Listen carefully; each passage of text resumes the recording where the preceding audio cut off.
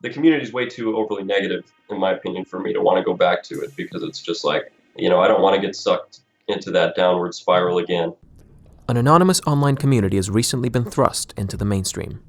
So-called incels are men who claim to be involuntarily celibate as they struggle to have sex or relationships with women. Incels gather on anonymous online forums, such as Reddit and 4chan.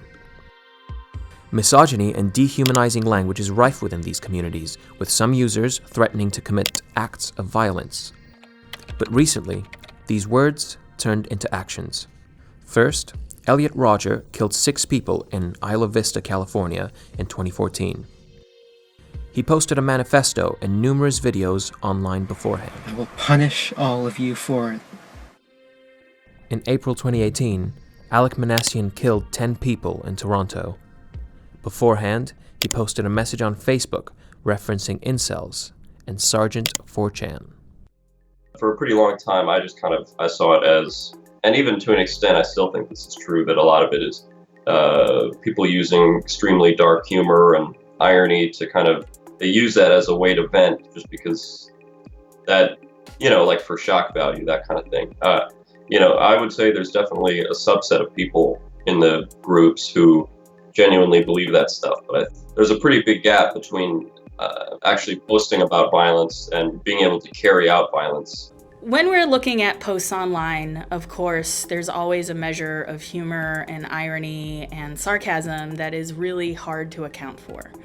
And unless you are paying a lot of attention over time to how conversations play out in certain online forums, it's very difficult to know when something is a real threat, that is someone saying, oh man, I hate my job and I wish everybody there would die, versus, really saying, I work at X, Y, and Z place and tomorrow I plan on doing X, Y, and Z, which is these moments that police and researchers start to weigh as, when does a threat start to seem more real than just someone complaining? When we talk about online radicalization, it's really about this process of identification with these issues that people go through, where then they get validated and then come to commit some kind of atrocity. Some incels come to the community with low self-esteem or mental health issues and are looking for similar people. It was just kind of a relief to finally be able to find a place where you can talk openly about this stuff without fear of being judged for it. It was a place to just be open and talk about whatever you were feeling, and you didn't have to worry about the way people would react to it. So for me, especially when I first found it, it was I found comfort in that place. Once in the community, they are exposed to misogyny and hate, and a chorus of other anonymous men confirming how they feel and encouraging extremist misogynistic ideologies. You find people that are like yourself. You tend to navigate towards people that have similar interests, that are suffering from similar pains as you, and there is a good space for you to talk it out. And what becomes dangerous in these spaces is that there is no way to flag or moderate that these conversations have turned toxic. And when people are very vulnerable and they're getting responded to by people who are trying to instrumentalize them or radicalize them towards specific actions, that's when things get very dangerous. So it isn't just that they're going and being comforted by the conversation. There are other people acting as recruiters in these spaces.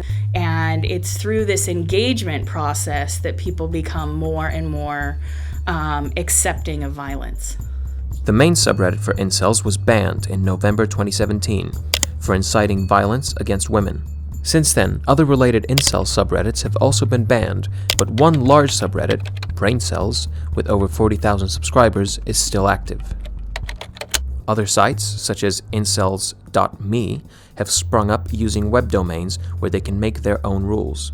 When it comes to drawing a line as to what people can and cannot post, these are really up to the terms of service of platform companies. However, where these communities tend to really expand online are in spaces where there is little to no moderation. Unfortunately, the way the internet is designed is it's very decentralized, and therefore There are lots of unregulated, unmoderated spaces where we find the most hate and misogyny and extremism.